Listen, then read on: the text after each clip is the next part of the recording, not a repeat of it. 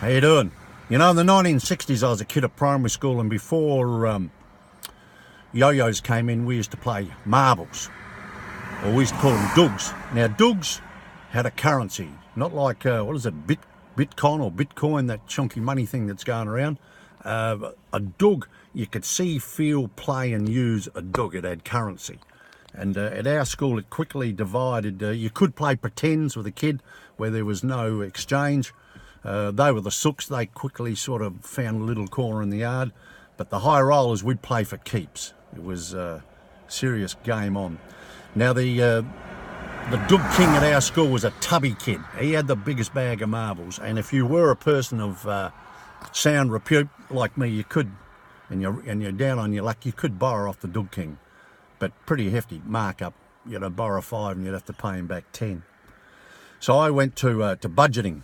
And this is 50 years ago. I'm struggling to remember. I can't remember. Each morning I used to count out 8 or 10 marbles. That was my daily quota, and I'd put them in a sock and go to town, go to school with that, because it was high risk. Highs and lows. It was a bit like opal mining or punting on racehorses. Because if you went to morning recess and dropped 5 doogs, well, then your day was under a heap of pressure. Lots of games you could play. Followers, where, if there were 2 of you, you just flung the marble out and the bloke hit the first one, hit him, he won. If there was a heap play followers, that was a bit like, I don't know if you've ever seen the movie The Good, the Bad, Ugly with Clint Eastwood. Right at the end, there's a Mexican standoff, Clint and these 2 other blokes in a shootout. Well, when there was more than one in followers, it's a bit like that, like, who do I shoot first? Potholes, we used to play potholes. If you got to the end of it might be 6 holes in the ground, you got to the end one and you come back and ping the others as they came in.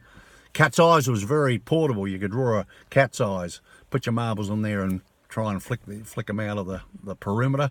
After school, there'd be clusters of kids in roadside curbs playing gutters, and the one at the back would shunt the ones at the front and pick them off that way. So with all that, at the end of grade 7 and with high school looming, high school wasn't going to be a place for marbles and yo-yos. So me and a kid up the street, I'd built my collection to an ice cream tin full of them. Could have kept them for my kid brothers coming on, but no, I didn't. We went down the creek and we shot them off. We give the bird population a curry up for an afternoon. I tell you, oh, bang, there's a top-knot pigeon down there. He'd still have a headache. Anyway, that's what we did. I've lost track. I don't know. What do kids do now? No idea. Cheers.